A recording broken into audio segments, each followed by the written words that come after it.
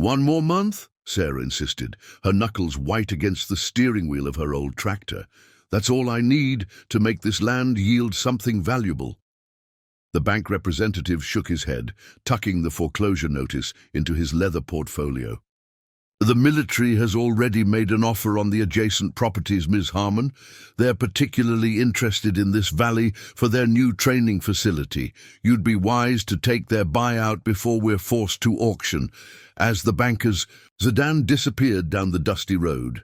Before we jump back in, tell us where you're tuning in from, and if this story touches you, make sure you're subscribed, because tomorrow I've saved something extra special for you. Sarah stared across the barren fields of Pinewood Valley Farm, the weight of 5 generations of Harmon legacy heavy on her shoulders. She had no idea that beneath the rocky soil of her struggling farm, something waited that would change not just her fate, but potentially the course of human history. The late afternoon sun cast long shadows across the weathered farmhouse that had been in Sarah Harmon's family since 1892. At 42, Sarah's face carried the weathered determination of someone who had spent her life wresting sustenance from the stubborn soil of northern Nevada. Her dark hair, streaked with premature gray, was pulled back in a practical ponytail, and her calloused hands showed years of hard work. Inside the farmhouse, bills and past-due notices littered the kitchen table. The drought had lasted 3 years now, turning what had once been modestly productive acreage into a financial sinkhole.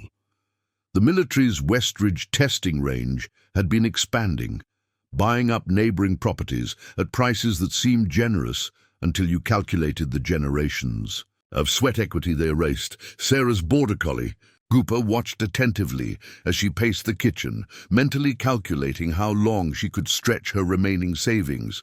The farm equipment loan, the property taxes, the irrigation repair bill, they all pointed to the same inevitable conclusion. Without a miracle, Pinewood Valley Farm would be lost within 2 months. "What would Dad say, Cooper?" she murmured, scratching behind the dog's ears. 5 generations of Harmons, and I'm the one who finally loses it all. The dog tilted his head, sympathetically, offering silent comfort in the way only loyal farm dogs can. A knock at the screen door interrupted her thoughts. Major Thomas Reed stood on her porch, his military posture softened by civilian clothes, pressed khakis and a button-down shirt. At 50, his salt-and-pepper hair was still cropped in military precision, but his expression carried unexpected kindness. "Ms. Harmon," he nodded respectfully. "I hope I'm not intruding." "If you're here with another offer, Major Reed, my answer hasn't changed," Sarah said, stepping onto the porch rather than inviting him in. Reed smiled apologetically. "The Department of Defense has authorized me to increase the offer by 15%. It's substantially above market value, even before the drought." Sarah crossed her arms. "This isn't about market value. This is about heritage. My great-great-grandfather didn't build this place to be flattened for missile tests. I understand family legacy, believe me," Reed said. "But the Westridge expansion is happening. Your neighbors have all sold. Being surrounded by a military testing ground will make your situation challenging." The implied threat wasn't subtle. Water access, road permissions, noise complaints. The military could make an isolated holdout property nearly impossible to maintain. "The offer expires in 30 days, Reed added, leaving a business card on the porch railing. "For what it's worth, I admire your determination. My family lost our ranch in Texas when I was a kid. I know how it feels." This unexpected moment of empathy caught Sarah off guard. As Reed walked to his government-issue SUV, she called after him. "Why does the military want this land so badly anyway?" "It's not exactly prime real estate." Reed paused. "Location, primarily. The valley's natural. Boundaries provide ideal containment for our testing protocols." He hesitated, then added, "Though I admit there's been unusual interest in your specific parcel from some specialized divisions. Something about geological anomalies." After Reed left, Sarah pulled out her father's old geological survey maps from the study. Nathan Harmon had been obsessed with finding water sources during the drought of '88, conducting amateur surveys across the property and meticulously documenting his findings. One section caught her attention: the rocky northwestern field that had always been too dense with stones to properly cultivate. Her father's notes indicated unusual density patterns that he'd never fully explained. His final notation from 2012, just before his stroke, read simply, "Bedrock inconsistencies in NW quadrant warrant further investigation, not natural formations." Sarah had always assumed it was the rambling of a man whose mind was beginning to fail. Now, she wasn't so sure. That evening, she pulled out her laptop and researched geological anomalies that might interest military researchers. Most results pointed to mineral deposits, rare earth elements critical for advanced weapon systems and communications technology. If there were valuable minerals under her worthless fields, the seed of a desperate plan took root. The bank was giving her 30 days. The military's offer expired in 30 days. If she could find evidence of valuable resources on her property, she could either negotiate from a position of strength or attract private sector interest that would pay enough to save the farm, but she would need heavy equipment to break through. The rocky soil, equipment she couldn't afford to rent. By dawn, Sarah had made her decision. Her neighbor, Jim Caldwell, had a deep tilling attachment for his tractor that could penetrate nearly 3 feet of compacted soil. He'd offered to loan it to her before, back when she still had hope of rehabilitating the northwestern field. "One last shot," she told Cooper, as the first light broke over the eastern mountains. "Dad always said there was something special about this land. Maybe he was right all along." She didn't know that her desperate attempt to save her family legacy would uncover something far more valuable and dangerous than mineral rights, something that generations of Harmons had unknowingly protected, and that powerful interests had been searching for since long before she was born. Sarah Harmon was about to discover why her worthless farm had become the most sought-after property in Nevada, and why some secrets are buried for a reason. By mid-morning, Sarah had driven to Jim Caldwell's farm and explained her plan. The elderly farmer, who had known her since childhood, didn't ask too many questions. "Your daddy always had theories about that northwest section," Jim said, helping her attach the heavy tilling equipment to her tractor. "Said the bedrock patterns were all wrong, but nobody paid him much mind. You sure about this, Sarah? That's some rough ground to break." "I'm out of options, Jim," she replied. "If there's anything valuable under there, minerals, metals, anything, I need to know before I lose it all." Jim's weathered face creased with concern. "Just be careful. That deep tiller can hit hard if it catches on something solid." Sarah thanked him and drove back to Pinewood Valley Farm, the massive attachment making her old tractor strain on the inclines. As she approached the northwestern field, she noticed something odd: a dark SUV parked on the county road overlooking her property. Military, most likely. Were they monitoring her now? The thought strengthened her resolve. Cooper followed at a safe distance as Sarah positioned the tractor at the edge of the field.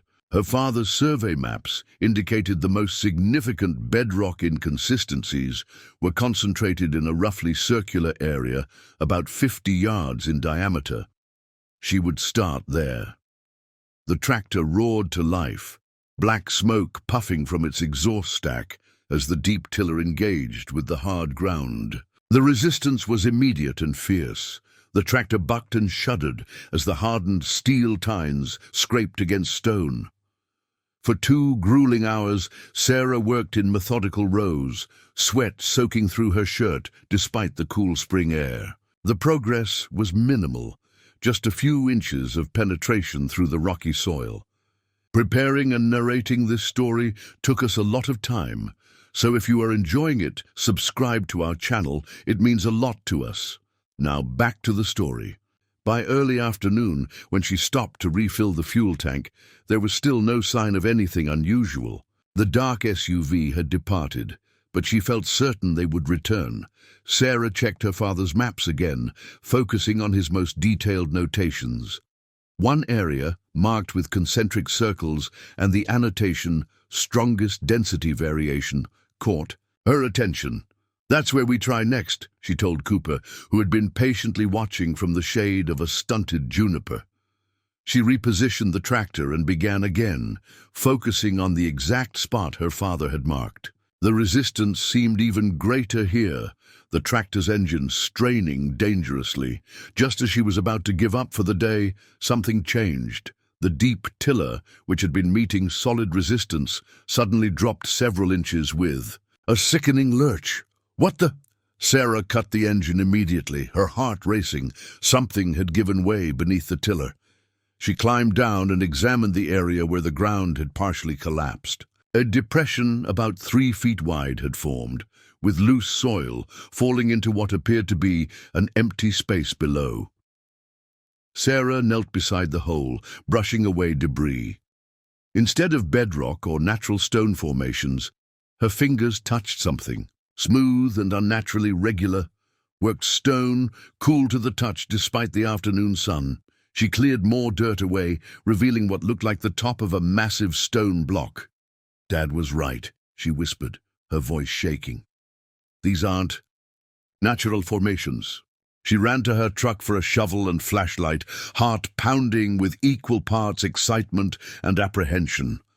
Cooper whined nervously, circling the depression but refusing to approach too closely. Working carefully with the shovel, Sarah widened the opening, taking care not to cause a further collapse. After 30 minutes of cautious digging, she had created an opening large enough to shine her flashlight into. The beam revealed a chamber below, its walls lined with precisely fitted stone blocks. It wasn't a natural cave or a mine shaft, it was clearly constructed, the stonework exhibiting craftsmanship that seemed impossibly precise. "This can't be happening," Sarah murmured, adjusting the beam to see more of the underground space. The chamber appeared to be about 15 feet square, with a ceiling approximately 10 feet high. The floor lay about 8 feet below the opening she'd created. Along one wall, she could make out what looked like stone shelving or recesses containing objects she couldn't identify from her position. Sarah's practical nature battled with her growing excitement. She knew she should probably contact authorities before proceeding further, but the fear of losing her property before she could understand what she'd found pushed her to investigate immediately. This was her land, at least for the next 30 days, and she had the right to know what lay beneath it. She returned to the barn for rope, a stronger flashlight, and her father's old caving helmet. After securing the rope to her tractor and testing it thoroughly, Sarah carefully lowered herself into the chamber. As her boots touched the stone floor, she stood motionless, allowing the helmet light to sweep across the space. The craftsmanship was extraordinary. The stone blocks fit together with such precision that not even a blade of grass could be inserted between them. No mortar was visible in the joints, yet the structure had clearly stood for how long? Centuries, at least, but it was the chamber's contents that left her breathless. The recesses she'd glimpsed from above contained objects that defied immediate explanation. Metal devices of unknown purpose, constructed from an alloy she didn't recognize. Crystal formations that seemed artificially shaped. And most remarkably, the walls were covered with intricate symbols. Not petroglyphs or indigenous rock art, but a complex system of notation that resembled mathematical equations more than decorative patterns.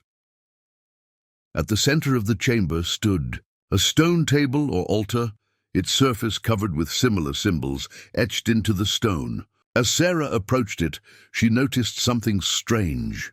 Her digital wristwatch began flickering, the display numbers shifting randomly. When she backed away, it stabilized. Moving forward again produced the same effect. Some kind of electromagnetic field, she wondered aloud, her voice sounding strange in the ancient space. Sarah spent nearly an hour documenting everything with her phone camera, though the device behaved erratically, battery draining rapidly, occasional focus problems, location services constantly recalibrating. Whatever this place was, it affected modern electronics in ways she couldn't explain. Finally, deciding she needed to retrieve something tangible as proof, Sarah carefully selected a small object from one of the recesses, a palm-sized metallic disc with intricate patterns around its perimeter and a crystal-like center. It felt unexpectedly warm to the touch and lighter than its appearance suggested. As she prepared to climb back out, Sarah's light illuminated something she had initially overlooked, a narrow passage leading from the main chamber deeper into the earth. The temptation to explore further was powerful, but her practical nature asserted itself. She had already spent over an hour underground. Her phone battery was nearly depleted, and no one knew her exact location. Further exploration could wait, until she had processed her initial discovery. Emerging into the late afternoon sunlight, Sarah found Cooper still waiting anxiously, along with an unexpected visitor. A sleek drone hovered about 100 yards away, its camera clearly focused on her position. The drone lingered for several seconds before abruptly turning and speeding away toward the direction of the West Ridge testing range. Sarah quickly covered the opening with an old tarp from her truck, weighing it down with rocks to make it appear like ordinary equipment storage. "This changes everything, Cooper," she whispered to the dog, her mind racing with implications. Back in the farmhouse, Sarah spread her findings on the kitchen table. The photos on her phone showed the chamber from multiple angles, though several images were distorted or partially corrupted. She connected her phone to the charger. Its battery had drained from 90% to 17% during her brief exploration. The metallic disc she'd retrieved demanded closer examination. Under better lighting, she could see that the patterns etched into its surface weren't random decorations, but precise geometric configurations, arranged in what appeared to be mathematical relationships. The material itself was unlike any metal she recognized, not steel, aluminum, or any common alloy.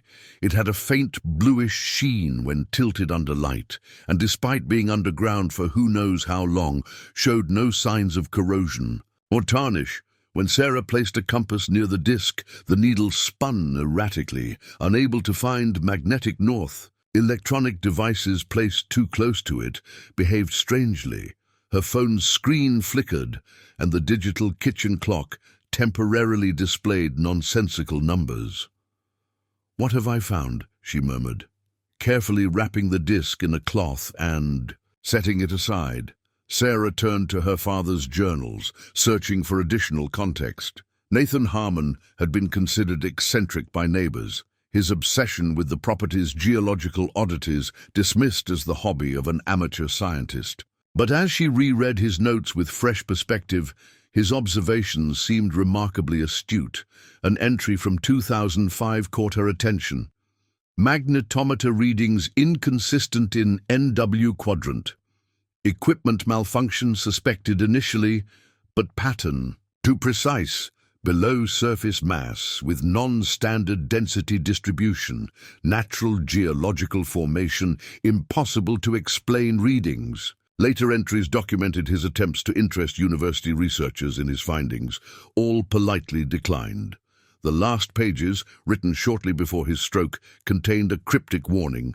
Military survey team requested access today. Denied. Some knowledge best left undisturbed. The Harmons have been guardians longer than we knew. Sarah startled at the sound of tires on gravel. Through the window she saw Major Reed's SUV approaching. Quickly, she hid the disc in a flour canister and closed her father's journals. Reed knocked moments later, his normally composed demeanor showing subtle signs of tension. "Ms. Harmon, I understand you've been doing some excavation work today." "Just trying to improve my worthless rocky field," Sarah replied evenly. A farmer's always looking for ways to make land productive. Reed's eyes narrowed slightly. Our surveillance, he caught himself, our routine aerial surveys indicated some unusual activity. Any chance you uncovered something of interest? Old mining tunnels, perhaps. This region has a history of abandoned prospecting sites that can pose safety concerns. Nothing worth reporting, Sarah lied, maintaining eye contact. Just rocks and more rocks. That's why they call it Pinewood Valley Farm, not Pinewood Valley Gold Mine. Reed didn't smile. Miss Harmon, I need to be direct. If you've discovered anything unusual on your property, particularly anything of historical or military significance, you're legally obligated to report it. Failure to disclose could complicate your already difficult situation. Are you threatening me, Major? I'm informing you of federal regulations regarding discoveries of potential national security interest. He handed her a business card, different from the one he'd left earlier. This number connects directly to my office. I'd strongly suggest you use it within the next 24 hours if you have anything to report. After Reed departed, Sarah immediately called the one person she thought might help make sense of her discovery without immediately reporting it to authorities. Dr. Elena Castillo was an archaeologist and old college friend who now worked at the State University, specializing in pre-colonial civilizations. Elena, I need your expertise, and I need absolute discretion, Sarah explained, sending several of the clearer photos via encrypted messaging. Where exactly did you find this?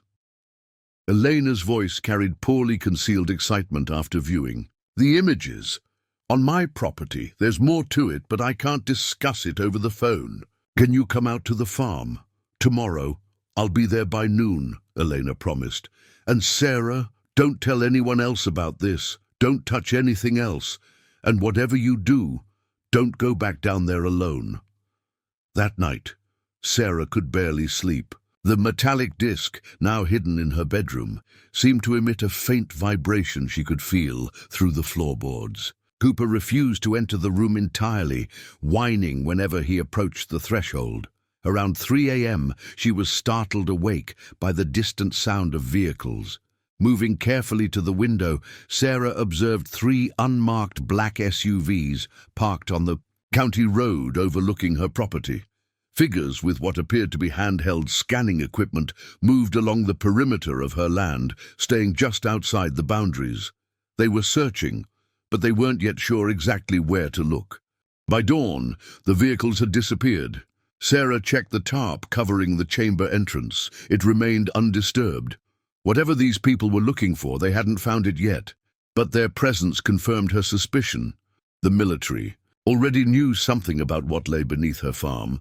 Elena arrived early, her university jeep loaded with archaeological equipment. Short, energetic, and meticulous, Elena had built a reputation for challenging conventional historical narratives with evidence-based alternatives that often placed indigenous technological achievements in a new light.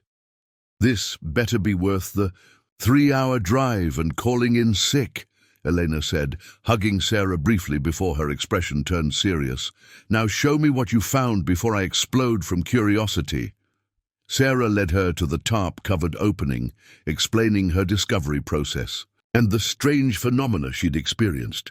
Elena listened intently, asking occasional technical questions about the soil composition and depth. When Sarah mentioned the military's interest, Elena's expression darkened. That tracks with some rumors I've heard, she said quietly. There's a specialized division within the DoD that investigates archaeological anomalies with unusual properties. Most academics dismiss them as conspiracy theorists chasing ancient aliens, but they have serious funding and classification levels that make no sense for simple historical research. At the chamber entrance, Eleanor set up recording equipment and proper safety gear. If what you found is what I think it might be, this could rewrite several chapters of North American prehistory and make some powerful people very, very nervous. Together, they descended into the chamber. Elena moved with reverent care, documenting everything methodically before approaching any artifacts. Her scientific detachment gave way to open astonishment. As she examined the stone masonry, the symbols, and finally the objects in the recesses. "This construction technique," she murmured, brushing away soil to reveal more of the fitted blocks. "It's reminiscent of Incan precision masonry, but the symbolism isn't consistent with any known indigenous culture from this region. And the mathematical notation..." She traced one sequence of symbols with a gloved finger. "This appears to be representing astronomical cycles with remarkable precision." When Sarah showed her the metallic disc she'd removed, Eleanor's hands trembled slightly as she examined it. "This alloy, it shouldn't exist, not in any pre-industrial society. And these patterns, they're not decorative, they're functional." "What do you mean functional?" Sarah asked, watching as Elena placed the disc carefully on a specialized pad she'd brought. "These patterns," Elena indicated the concentric circles and intersecting lines, "they're not random or purely decorative. They appear to be circuit-like pathways. In modern technology, we'd call this a circuit board or processor. But the metallurgical composition is, well, it's not something we can produce even with current technology." Elena's equipment, specialized. Scanners and sensors from her university lab revealed more puzzling details. The disc registered energy emissions across multiple spectrums despite having no apparent power source. When placed near certain symbols on the chamber walls, these emissions intensified. "This is why I left academia for field research," Elena said, her voice low with controlled excitement. "Conventional archaeology can't explain this. The historical narrative we've been taught, that technological development followed a linear progression from simple to complex. It's wrong, dead wrong." As they continued their documentation, Elena explained her controversial research position. She believed that advanced civilizations had existed throughout human history, developing sophisticated technologies along different paths than modern society had taken. Most of these advancements were lost during cataclysmic events or absorbed by conquering cultures who didn't understand the principles behind them. The military and certain private research groups have been collecting evidence of these technologies for decades, she continued, usually under the guise of historical preservation or geological surveys. But their interest isn't academic. It's practical application. "You think they want to weaponize ancient technology?" Sarah asked, the implications making her stomach knot. "Or control energy sources we don't understand? Either way, they've been systematic about acquiring sites like this and removing them from public knowledge." Eleanor paused her scanning to face Sarah directly. "Your farm sitting on top of this chamber isn't coincidental. Your family has been, intentionally or not, guardians of something important." That aligned with her father's final journal entry. "The Harmons have been guardians longer than we knew." Had her family's connection to this land been about more than just farming for generations? As they explored further, the passage Sarah had noticed during her first visit beckoned. It extended at least 30 feet beyond the range of their lights, maintaining the same precise stonework as the main chamber. "We should investigate where it leads," Elena said, checking her equipment. "The energy readings increase in that direction." They proceeded cautiously down the passage, which maintained a gentle downward slope. After approximately 50 feet, it opened into a second chamber that caused even Eleanor to stop in amazement. Unlike the first room with its artifacts and symbolic markings, this chamber appeared dedicated to a single purpose. At its center stood what could only be described as a mechanism, not a simple artifact, but an integrated system of stone, metal, and crystal components, arranged in concentric circles around a central pedestal. "This is," Elena whispered, her scientific vocabulary momentarily failing her. "Sarah, this is technology, not primitive tools, not ritual objects, functional technology based on principles we don't fully understand. The mechanism featured crystal elements arranged in precise geometric patterns, connected by metal conduits, similar to the composition of the disc Sarah had found. Most remarkably, the ceiling directly above the mechanism contained a precisely cut aperture that extended upward beyond their light's reach, presumably all the way to the surface, though cleverly disguised within the landscape. As Elena documented the mechanism, Sarah noticed inscriptions encircling the room at eye level, a continuous band of symbols more elaborate than those in the first chamber. "Can you decipher any of this?" Sarah asked.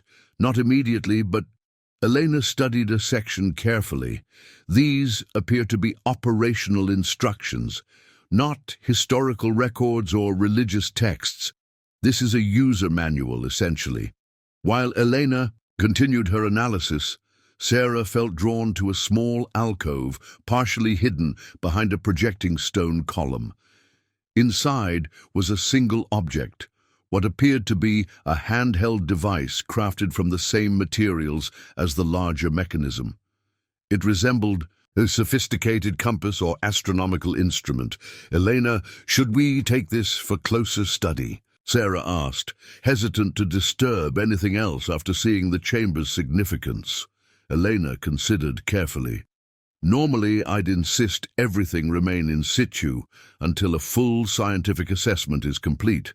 But given the military's interest and their resources," she nodded slowly, "one artifact for controlled analysis might be justified.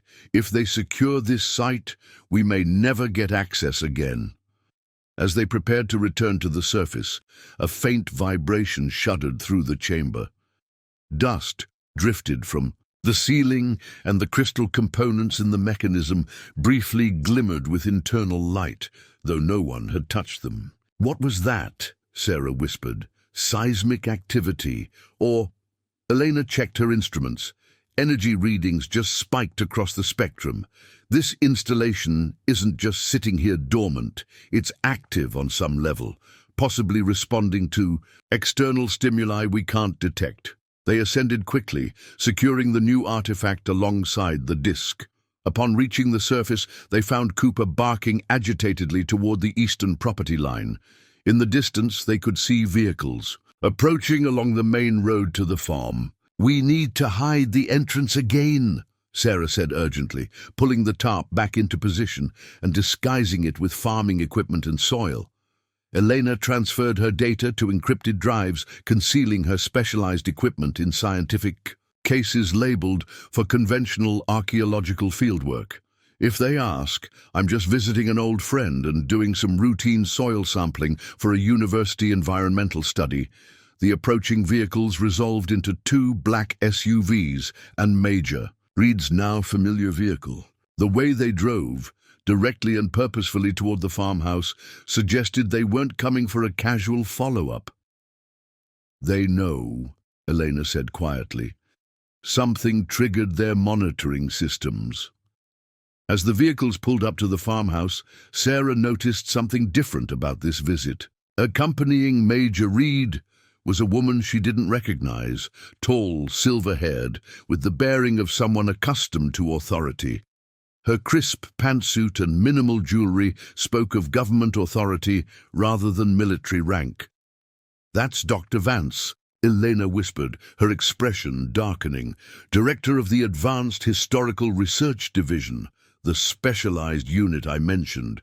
She never appears at preliminary investigations unless they've confirmed something significant." "How do you know her?" "She recruited me after graduate school. I declined when I realized they classify everything and publish nothing. She's brilliant, ruthless, and fully convinced that certain knowledge should be controlled by a select few." Sarah straightened her shoulders, preparing for confrontation. Whatever lay beneath her family's farm had been protected by generations of Harmons. She wouldn't be the one to surrender it without understanding its significance and ensuring its proper preservation. "Ms. Harmon," Major Reed called as he approached.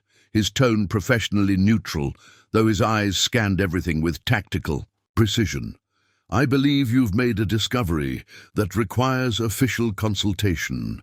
Dr. Vance stepped forward, extending her hand with practiced diplomatic grace. "Sarah Harmon, I'm Dr. Elise Vance, representing a specialized research division within the Department of Defense.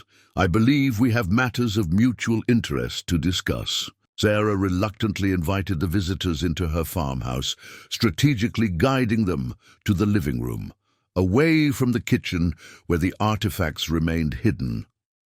Elena followed, maintaining the pretense of a casual academic visit while subtly observing Dr. Vance. "Ms. Harmon," Dr. Vance began, declining to sit, "our monitoring systems detected unusual energy signatures from your property yesterday afternoon, signatures consistent with certain historical technologies of interest to national security."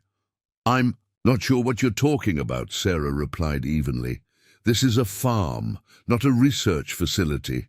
Major Reed stepped forward. "We have satellite confirmation of excavation activity in your northwestern field, followed by significant subterranean energy emissions. The pattern matches known profiles of 7 other sites across North America." "7 others?" Elena couldn't help interjecting, her professional curiosity overriding caution. Dr. Vance's piercing gaze shifted to Elena, recognition flickering across her features. "Dr. Castillo, how unexpected to find you here, still pursuing your alternative archaeological theories, I see." "Just helping a friend with soil sampling," Elena replied smoothly, "though I'm fascinated to hear the military is now tracking subterranean energy emissions from archaeological sites. That would make quite the journal publication." The tension in the room crystallized. Dr. Vance clearly hadn't expected to encounter a knowledgeable academic, particularly one familiar with her division's work. "Ms. Harmon," Vance redirected, her tone hardening slightly, "what you've discovered beneath your property isn't simply an archaeological curiosity. It's an installation created by an advanced prehistorical civilization that utilized principles of physics we're only beginning to understand. The technology involved has significant implications for energy production, materials science, and, yes, national security. You seem remarkably certain about what I've supposedly found," Sarah countered. "Because we've been searching for this particular installation since 1952. Vance stated flatly. "Your great-grandfather denied access to government researchers then, as did your grandfather in the 1980s. The Harmon family has been uncooperative in matters of national importance for generations. This direct acknowledgement of her family's long involvement stunned Sarah. My father knew what was down there, not entirely, but he suspected enough to recognize its importance and to keep it from us." Vance placed a document folder on the coffee table. "I'm authorized to offer you $20 million for your property, with full relocation assistance and lifetime access to research derived from the installation. It's considerably more generous than our standard acquisition package. The sum was staggering, enough to solve all of Sarah's financial problems many times over and secure her future permanently. Yet the ease with which Vance offered such an amount only confirmed the site's extraordinary value." "And if I decline?" Sarah asked. Major Reed cleared his throat. "The property can be claimed under eminent domain for national security purposes, with compensation determined by standard appraisal. Given the drought conditions and the farm's productivity records, that would be substantially less favorable. So, either I sell willingly or you'll take it anyway," Sarah summarized. "Not much of a choice." "There is a third option," Elena interjected, earning a sharp glance from Vance. "Collaborative research. The site remains under Sarah's ownership, with controlled access granted to qualified scientists from multiple institutions, including your division, Dr. Vance, but not exclusively." Vance's expression cooled. That arrangement would be unprecedented and impractical. The security implications alone could be managed through proper protocols, Elena pressed. The archaeological community has established procedures for discoveries of exceptional significance. This doesn't have to be buried in classified archives. A younger man entered from outside, one of Vance's team who had been examining the property perimeter. He whispered something in her ear that caused her expression to tighten further.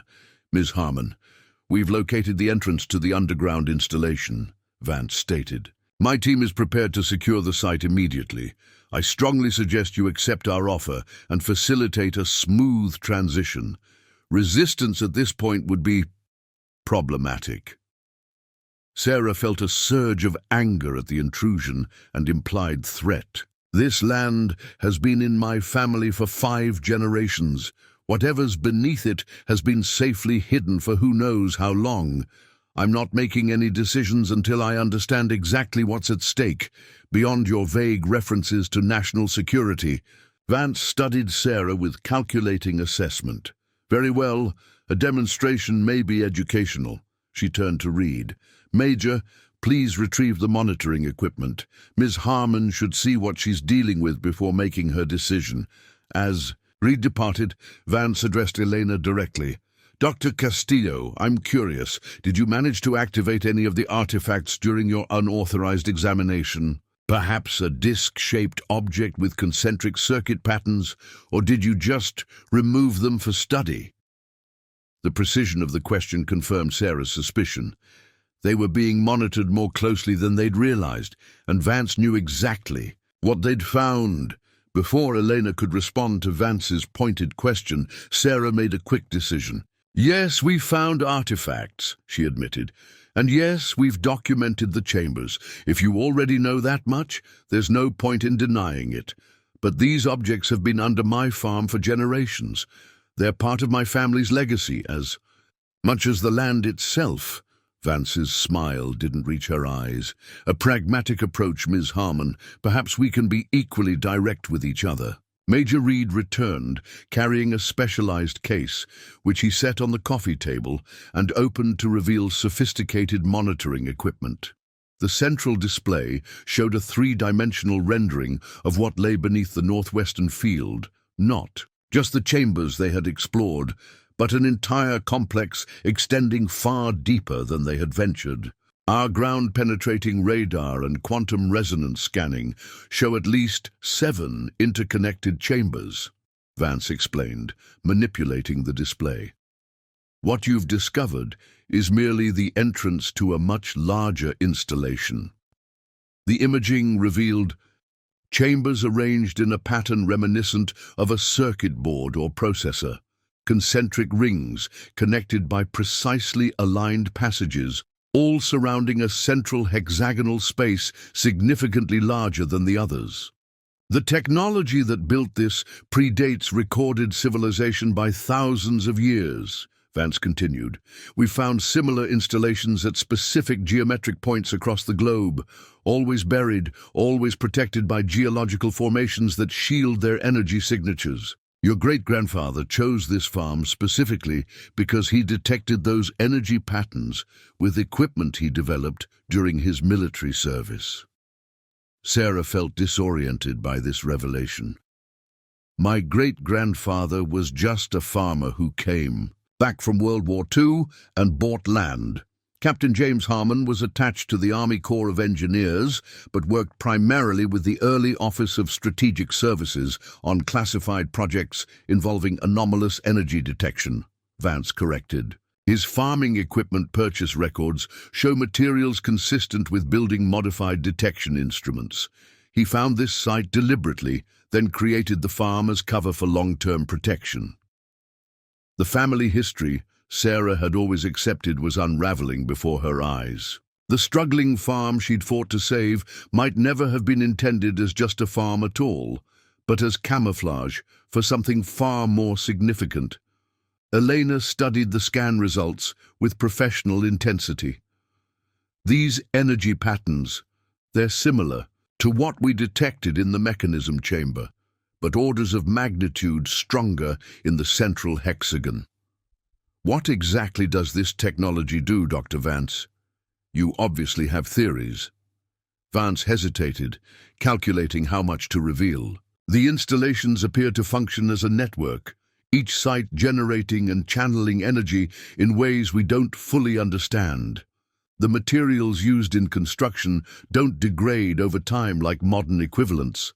Some components demonstrate molecular-level manufacturing precision, impossible with current methods.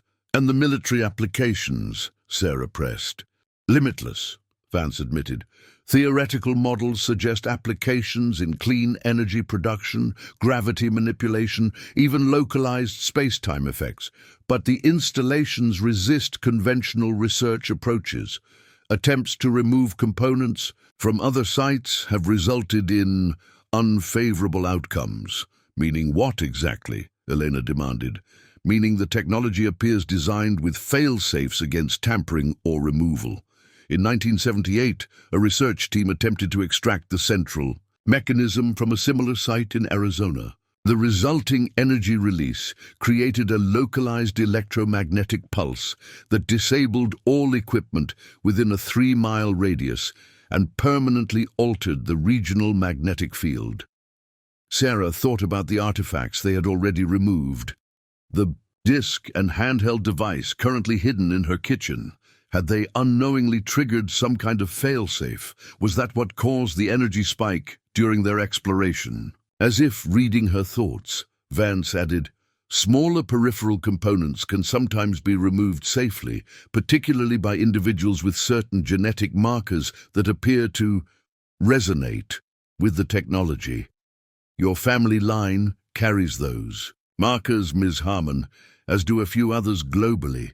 It's why you could safely handle artifacts that would cause our equipment to malfunction. This explained why Sarah had experienced less severe electronic interference than Elena's scientific instruments. The technology somehow recognized her at a genetic level, a concept both fascinating and disturbing. The conversation was interrupted by urgent communication from one of Vance's team members outside. Major Reed checked his phone, his expression shifting from professional detachment to concern. Dr. Vance, we have activity at the site. Energy signatures are increasing rapidly. Vance moved to the window, where they could now see team members rushing toward their vehicles for equipment. Show me the readings. Reed displayed his phone screen, which showed spiking graph lines across multiple wavelengths.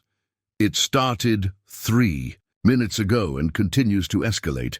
Pattern matches pre-activation sequences documented at the Sedona site. Vance turned to Sarah, her composed demeanor showing the first cracks of genuine urgency. The installation is activating. Did you align any components in the artifacts you removed? Rotate segments of the disk, perhaps? We examined them, but didn't reconfigure anything, Elena insisted. Then it's responding to something else, Vance said grimly. Possibly celestial alignment or seismic triggers. Either way, we need to secure the site immediately before a full activation occurs. What happens during full activation? Sarah asked. Vance's answer was chillingly candid. We don't know. None of the other sites have reached that state while under observation. Our models suggest energy production equivalent to a small nuclear reaction, but without radiation, theoretically safe, but completely unpredictable in actual effect. The farmhouse erupted into urgent activity. Vance issued rapid commands through her communication device, while Reed coordinated the team outside. Sarah and Elena exchanged glances, silently acknowledging they needed to reveal the artifacts they'd hidden. Dr. Vance, Sarah said, we should show you what we found. She led them to the kitchen and carefully unwrapped both the disc and the handheld device. Under the bright overhead lights, both artifacts now exhibited subtle but unmistakable changes. Faint luminescence pulsed through the circuit-like patterns, and the crystalline elements emitted a soft blue glow. Vance examined them without touching, her expression a mixture of scientific fascination and controlled alarm. They're in pre-initialization phase. When did this luminescence begin? It wasn't glowing like this before, Sarah confirmed. It started after your team arrived. Proximity triggers, Vance murmured. Responding to compatible technology your team brought onto the property. She turned to Reed. Get the containment units from the vehicle. Priority Alpha protocols. While Reed departed, one of Vance's specialists approached the artifacts with handheld sensors, maintaining a cautious distance. Quantum fluctuation patterns are escalating, Dr. Vance. The artifacts appear to be establishing resonance with the main installation. Like components of a system reconnecting, Elena suggested. Precisely, Vance agreed. These weren't meant to be separated permanently. They're peripheral interfaces designed to control aspects of the main mechanism, and now they're attempting to re-establish connection. An alarm sounded from outside, followed by shouts from the team at the excavation site. Through the kitchen window, they could see a soft blue glow emanating from the uncovered entrance to the underground chamber. The same hue as the artifacts on the table. "We need to get to the site immediately," Vance ordered. "Ms. Harmon, we require your assistance. The technology responds differently to individuals with your genetic markers." "I'm not helping you turn this into a weapon," Sarah stated firmly. "Right. Now we're trying to prevent an uncontrolled activation," Vance countered. "If the system fully energizes without proper stabilization, the consequences could affect everything within a 50-mile radius. That includes the town of Pinewood Creek, and some 8,000 civilians." Sarah looked to Eleanor, who nodded reluctantly. "She's not exaggerating, Sarah. The energy readings I documented earlier suggest immense potential, and we don't know enough about the fail-safes or operational parameters." With little choice, Sarah agreed to help. As they prepared to leave, Cooper began barking frantically at the kitchen window. Outside, the glow from the underground chamber had intensified, sending a vertical beam of blue-white light straight up into the afternoon sky. Reed returned with specialized containment units, metallic cases lined with materials Sarah didn't recognize. "Quantum isolation chambers," Vance explained as they carefully transferred the artifacts, "designed to dampen energy signatures and prevent remote activation." As they secured the artifacts, Vance's phone rang. Her expression darkened as she listened. "How many?" she demanded. "When did they breach the perimeter?" After a terse exchange, she ended the call and addressed the group. "We have a complication. A private research team has entered the property from the eastern boundary, heavily equipped and moving toward the excavation site. Satellite imagery identifies them as Nexus Corporation personnel." Nexus? Elena's voice reflected recognition and concern. "The tech conglomerate? Their Advanced Technologies Division has been tracking our research for years," Vance confirmed. "Industrial espionage with extraordinary resources. They must have detected the activation and responded immediately." The situation was spiraling, beyond control. Not only was the ancient technology activating unpredictably, but now corporate interests were converging on the site, adding another dangerous variable. "We need to move now," Vance ordered. "Major Reed, secure the perimeter against further Nexus incursions. Dr. Castillo, your expertise would be valuable, but I cannot compel your participation." "Where Sarah goes, I go," Elena replied firmly. "Someone needs to represent scientific integrity in this circus." They moved quickly toward the excavation site. The scene that greeted them was chaotic. Military personnel establishing a secured perimeter, scientific specialists deploying monitoring equipment, and the unmistakable blue column of light now visible from miles away, impossible to conceal from public view. "This is beyond containment," Reed observed grimly. The underground chamber entrance now emitted light so intense it was difficult to look at directly. The air around it shimmered with what appeared to be localized distortions in the visual field.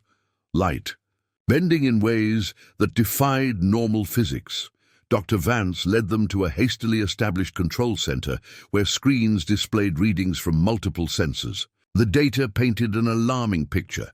Energy levels continuing to rise, unusual gravitational fluctuations in the immediate vicinity, and electromagnetic interference expanding outward in concentric circles.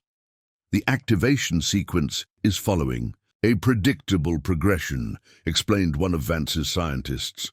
Based on extrapolation from partial data at other sites, we estimate 30 minutes to full initialization. And then, Sarah asked. Unknown, the scientist admitted. But the power curve suggests something like a quantum phase transition, a fundamental shift in the energetic state of the matter within the affected radius. From the eastern perimeter came the sound of shouting and what might have been gunfire. Reed received an urgent communication through his earpiece. Nexus personnel have engaged with our security teams. They're heavily armed and attempting to breach the inner perimeter. This is insane, Sarah said, the reality of the situation finally hitting her fully. Yesterday, I was just trying to save my farm. Now, I'm standing between military and corporate forces fighting over ancient technology that's about to do what, explode? Create a black hole? Transform into a stargate? All legitimate possibilities according to our theoretical models, Vance said with unsettling candor, which is why we need to attempt controlled deactivation. She turned to Sarah with an intensity that bordered on desperation. Ms. Harmon, your genetic resonance with this technology may be our only advantage. We need you to enter the chamber and attempt to interface with the central mechanism. You want me to go into the glowing ancient chamber that's about to do something catastrophic? Sarah stared at Vance in disbelief. That's your plan? It's responding to you already, Vance insisted, pointing to monitoring equipment. Energy. Fluctuations stabilize by 23% when you're within proximity to the artifacts. The technology recognizes your genetic signature. Elena stepped between them. If Sarah goes in, I go too.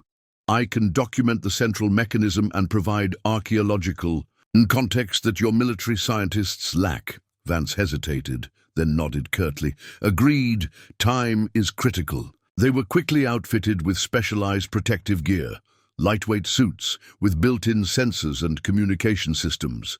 The containment units with the artifacts would accompany them, as the scientists theorized they might function as activation keys or stabilizing components. Remember observation only, Vance instructed. Document everything, but touch nothing without consultation. We'll monitor from here and provide guidance.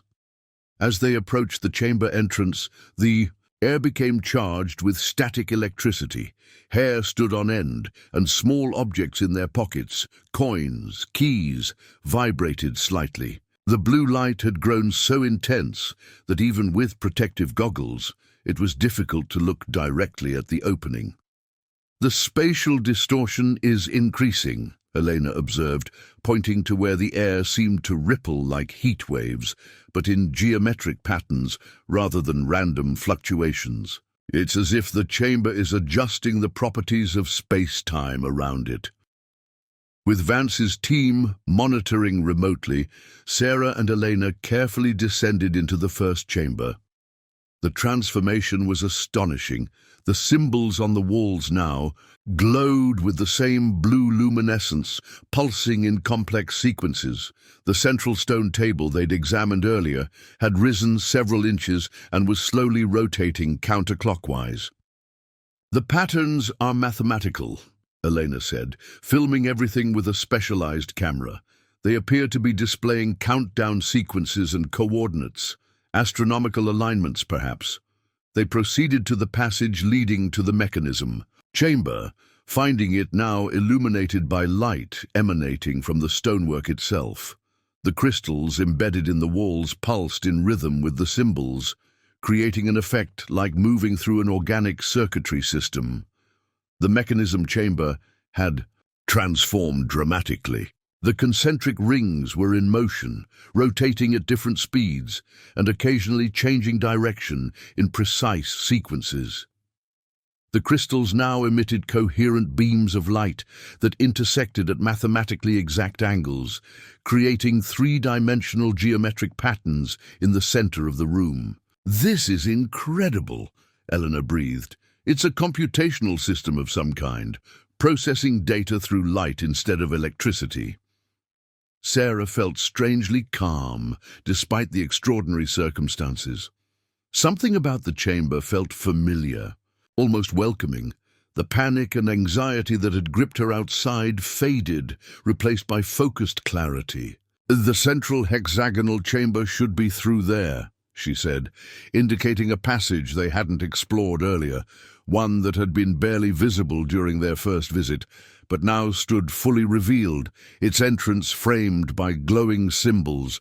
There, communications with the surface became increasingly distorted as they proceeded deeper.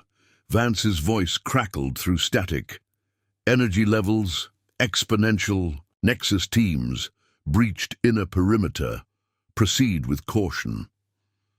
The hexagonal chamber exceeded all expectations. Easily 50 feet across, its ceiling rose to a perfect dome, at least 30 feet high. At its center stood what could only be described as a control platform, a raised hexagonal dais surrounded by 6 crystalline pillars. The floor featured intricate patterns that mirrored astronomical constellations, while the domed ceiling displayed what appeared to be a perfect map of the solar system, planets moving in real-time orbital patterns. "It's a celestial observatory," Elena realized, "but it's also something more. These aren't just representations, they're functional models." As they cautiously approached the central platform, Sarah felt a distinct resonance, almost a humming sensation, pass through her body. The artifacts they'd brought in their containment units responded immediately, the glow intensifying to match the chamber's energy. "Dr. Vance," Eleanor called through the failing communication system. "We've reached the central chamber. It appears to be a kind of control room or navigational center. The astronomical models suggest it's calibrating itself to specific celestial alignments." Vance's response was barely intelligible through increasing interference. "Activation sequence. Final stage, critical decision point." Sarah stepped onto the central platform, drawn by an intuitive understanding she couldn't explain. The 6 crystal pillars surrounding it responded immediately, their glow synchronizing with her heartbeat. "This installation," she said slowly, "pieces falling into place. It's not a weapon or an energy source in the way they think. It's a communication node." "Communication with what?" Elena asked, documenting everything. "Not what. Who?" Sarah's hands moved instinctively over symbols on the platform's surface. "These aren't different civilizations scattered across the globe. They're outposts of one civilization, a network designed to store and transmit knowledge across millennia." The display above them shifted, zooming out from the solar system to reveal a galactic map with specific points highlighted, points that Elena recognized with astonishment. "Those are the exact locations of the other installations Vance mentioned," she said. "They form a geometric pattern across the Earth, positioned precisely in relation to key astronomical alignments." Sarah nodded, understanding flowing into her mind, as if the information had always been there, just waiting for activation. The builders left Earth. Whether they evolved here originally or were visitors doesn't matter.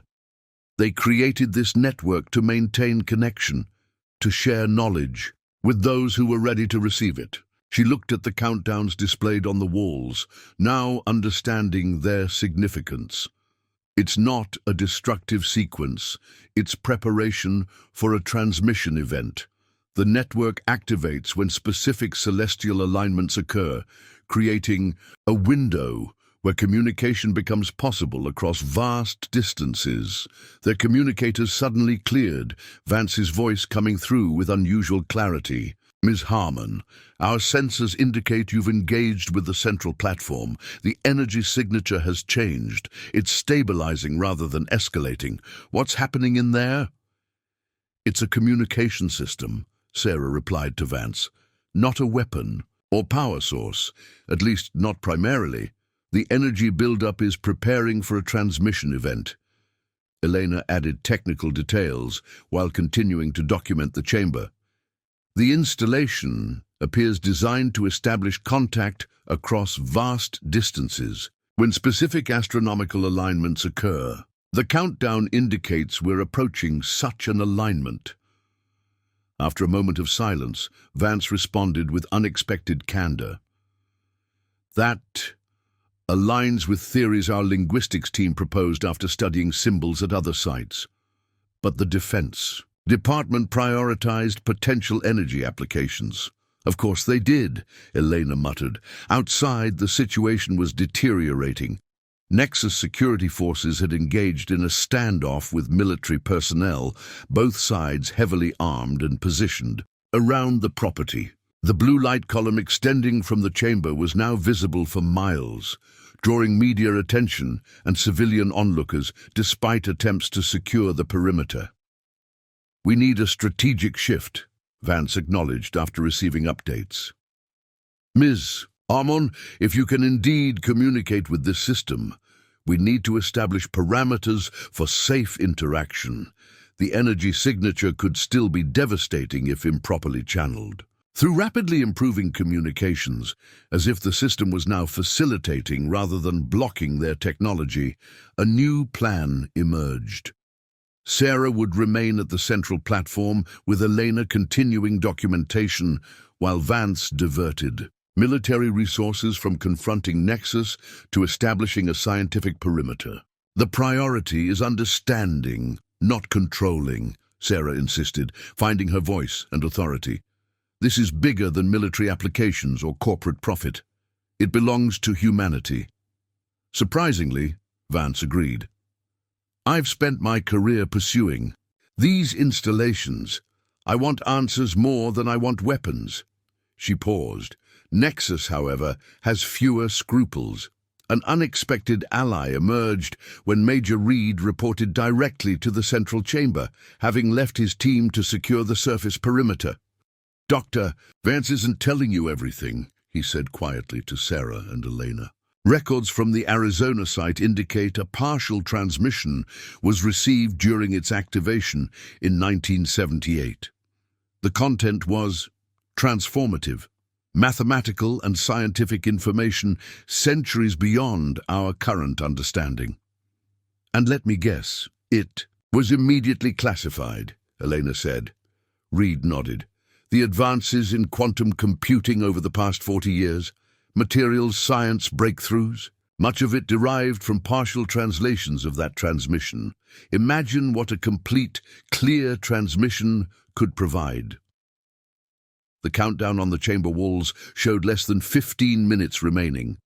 Outside, Nexus forces were preparing for a final push to breach the chamber entrance. "We need to hold them off just long enough for the transmission to complete," Reed said. "After that, the evidence will be too public, too widely witnessed for anyone to control or suppress." A new alliance formed. Sarah with her genetic connection to the technology, Elena with her archaeological expertise, Reed with his military experience, and even Vance, who ultimately placed scientific discovery above military acquisition. Vance's voice came through their communicators. "Nexus leadership has arrived on site. Alexander Kane himself is demanding access under corporate security protocols they've somehow had authorized by someone in Washington." "The tech billionaire?" Eleanor asked incredulously. "Who apparently has been obsessed with these installations for decades," Vance confirmed. "His resources and influence make him extraordinarily dangerous. He doesn't want to study this technology, he wants to own it." The chamber responded to the escalating surface conflict by accelerating its activation sequence. The countdown symbols shifted, time compressing as if the system was adapting to external threats. It's intelligent, Sarah realized. Not alive, but adaptively responsive. It's adjusting to protect the transmission event. The 6 crystal pillars surrounding Sarah began to emit coordinated light patterns that converged above the platform, forming a holographic interface, unlike anything they had seen before. Symbols appeared, then transformed into recognizable mathematical equations, then into English words. Connection, sequence initiated.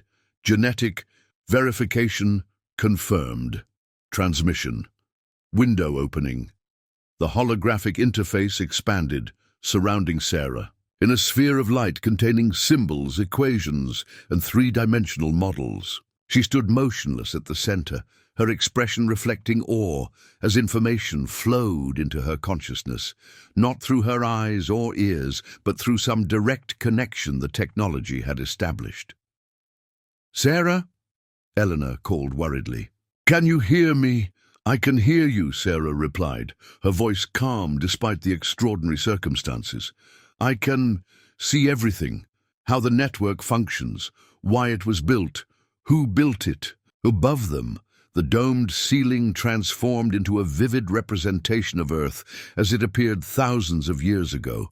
Coastlines slightly different, ice caps larger. Points of light appeared across the continents, marking installation locations. Then the view expanded to show the solar system, then nearby star systems. "They were us," Sarah continued, translating the information streaming through her mind. "Human, but from a civilization that reached technological advancement long before our recorded history. They faced extinction from a cosmic event, a solar micronova that they had calculated would destroy their civilization. The display showed a massive solar flare engulfing Earth's magnetosphere, followed by atmospheric disruption and global cataclysm. Rather than try to survive, they chose to preserve their knowledge, Sarah explained, as the interface showed her more. They built these installations at geomagnetically significant locations, designed to withstand any disaster and remain operational for at least 15,000 years. Outside, the confrontation reached its climax. Nexus forces led by Alexander Kane had broken through the outer perimeter and were approaching the chamber entrance. Military personnel created a final defensive line as Vance tried desperately to negotiate a temporary truce. Through their communicators, they heard Kane's voice, cold, determined, brooking no opposition. "This technology represents the greatest acquisition in human history. I've spent billions preparing to receive and implement it. No government agency will prevent me from claiming what I've pursued for 20 years. In the chamber, the transmission reached full strength. The holographic sphere around Sarah pulsed with blinding intensity as the knowledge transfer accelerated. Elena's sophisticated recording equipment captured everything, automatically uploading to secure servers around the world through connections the chamber itself seemed to be facilitating. "It's not just scientific knowledge," Sarah said, her voice filled with wonder.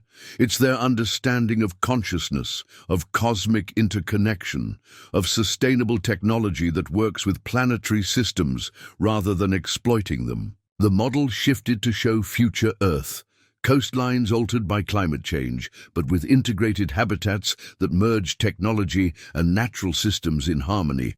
Not a utopian fantasy, but a pragmatic pathway requiring fundamental shifts in how humanity approached development and cooperation. "They knew they couldn't prevent the civilization collapse," Sarah continued, "but they created this network to offer their descendants, us, the chance to avoid their mistakes when we reached a similar technological threshold."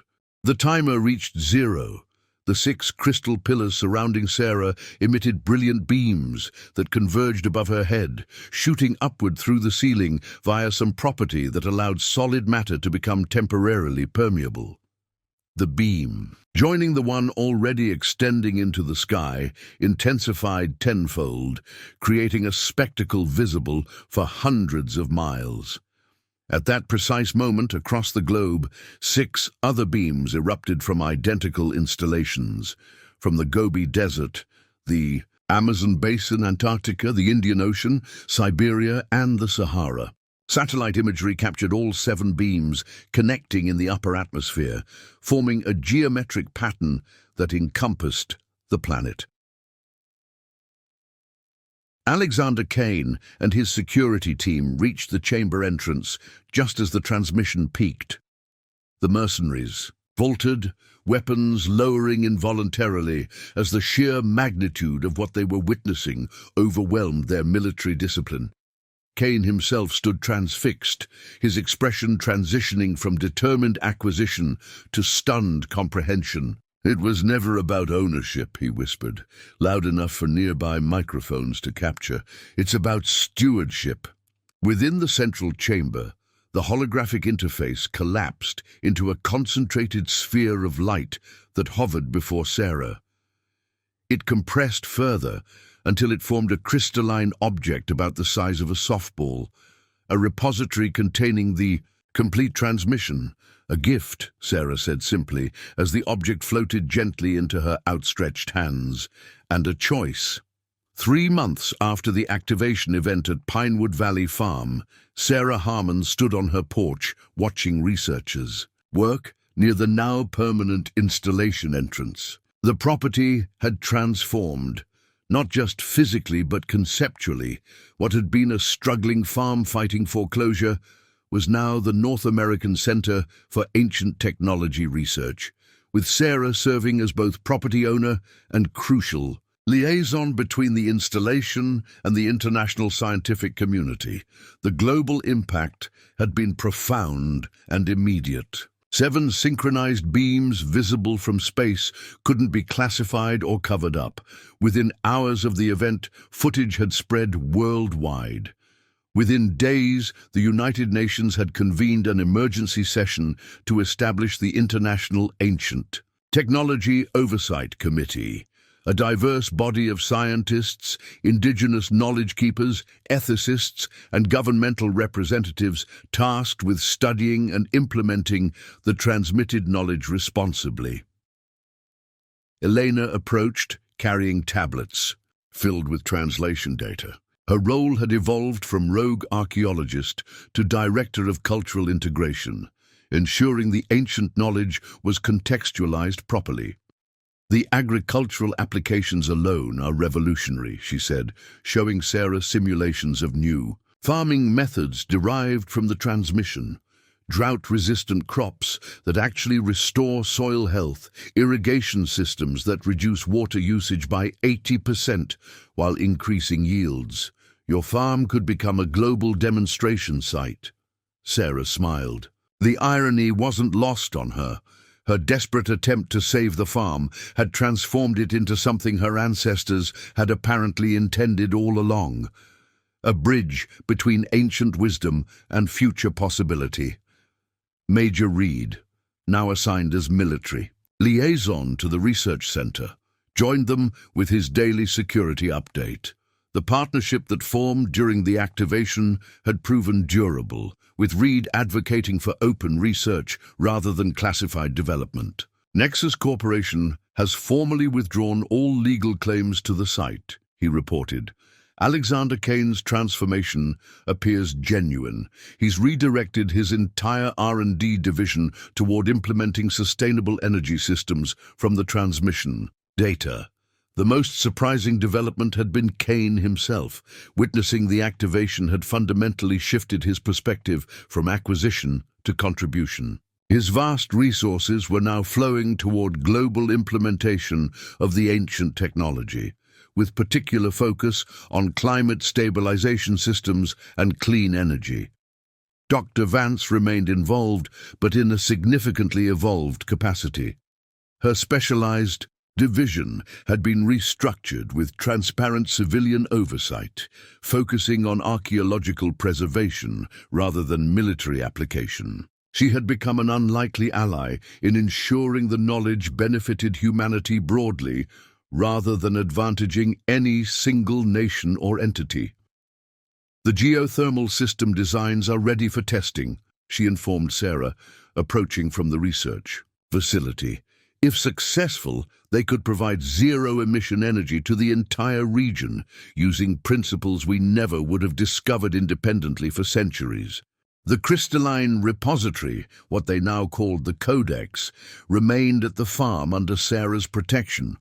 Unlike digital information that could be copied endlessly, the Codex functioned as both key and guide to the installation, responding uniquely to Sarah's genetic signature, while gradually revealing its contents at a pace humanity could responsibly absorb and implement.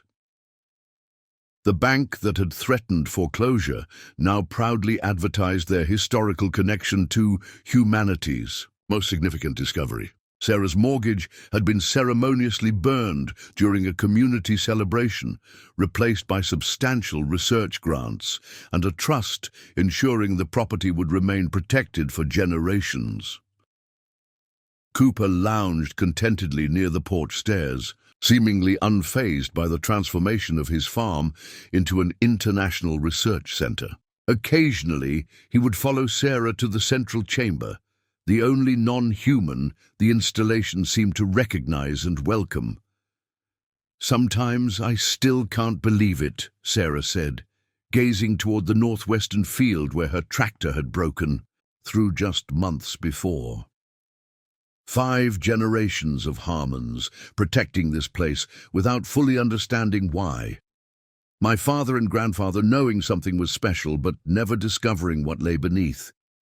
"They were guardians," Elena replied, "and now you're something more, an interpreter, a bridge, the right person at the right moment in history." The installation hummed with gentle energy, no longer building toward transmission, but maintaining a steady state of accessibility. The knowledge it contained was slowly integrating with modern science, challenging assumptions and offering alternatives to destructive practices that had driven humanity toward environmental crisis. Sarah's simple farm had become ground zero for a new direction in human development, not driven by corporate profit or military advantage, but by reconnection with advanced ancestors who had faced their own existential threats and left a roadmap for their descendants to find a better path forward. 1 year after her tractor broke through the earth, Sarah stood on the eastern ridge of her property at sunset. The installation below hummed with quiet purpose, its chambers now carefully preserved and studied by researchers from across the globe. The initial media frenzy had subsided, replaced by the steady work of integration and implementation. The two. Ancient knowledge hadn't provided instant solutions to humanity's problems, but rather a framework for approaching them differently, recognizing patterns of civilization development that led either to sustainability or collapse. The technology wasn't magic, it required human wisdom to implement effectively. They could have just left instructions for advanced weapons or faster-than-light travel, Elena said, joining Sarah on the ridge. Instead, they left us understanding about systems, how everything connects, because that's what they lacked, Sarah replied, insights from the Codex now part of her thinking. They had the technology, but not the wisdom to use it in balance. They learned too late. The most profound impact hadn't been technological, but philosophical. The knowledge that an advanced human civilization had existed before recorded history, faced existential threats of their own making, and chosen to preserve wisdom rather than power for their descendants, had triggered a fundamental reassessment of humanity's path. Indigenous knowledge keepers from cultures worldwide had come forward, connecting ancestral stories with the ancient technology in ways Western science was only beginning to comprehend. What had been dismissed as myth now revealed itself as encoded memory, preserved through oral tradition when physical evidence had been buried or erased by time. Sarah often thought about her ancestors, not just the 5 generations of Harmons who had farmed this land, but the ancient builders who had created the installation thousands of years before. Both had practiced stewardship, protecting something valuable for future generations without necessarily enjoying its benefits themselves. In the fading light, she could see vehicles departing the research center as the day shift ended. Scientists, engineers, philosophers, and students from dozens of countries working together to understand and responsibly implement what Sarah had quite literally stumbled upon. The farm itself was productive again, though in ways her father and grandfather could never have imagined. Experimental agriculture based on the ancient knowledge had transformed the once struggling fields into demonstration plots for sustainable food systems that worked with natural cycles rather than against them. "We're at a turning point," Sarah said, watching stars appear in the darkening sky, the same stars that had guided the ancient builders in positioning their network of installations. Not an ending or a beginning, but a rejoining of broken knowledge. She touched the small crystal pendant she now wore, a tiny fragment of the codex that maintained her connection to the installation. Through it, she could sense the other 6 sites around the world, each now active and studied, each revealing complementary aspects of the ancient knowledge. The simple woman whose tractor had broken through to an underground chamber had become something she never expected. A bridge between past and future, between what humanity had been and what it might become. The choice her ancestors had preserved was now in all their hands. Up next, you've got 2 more standout stories right on your screen. If this one hit the mark, you won't want to pass these up. Just click and check them out. And don't forget to subscribe and turn on the notification bell so you don't miss any upload from us.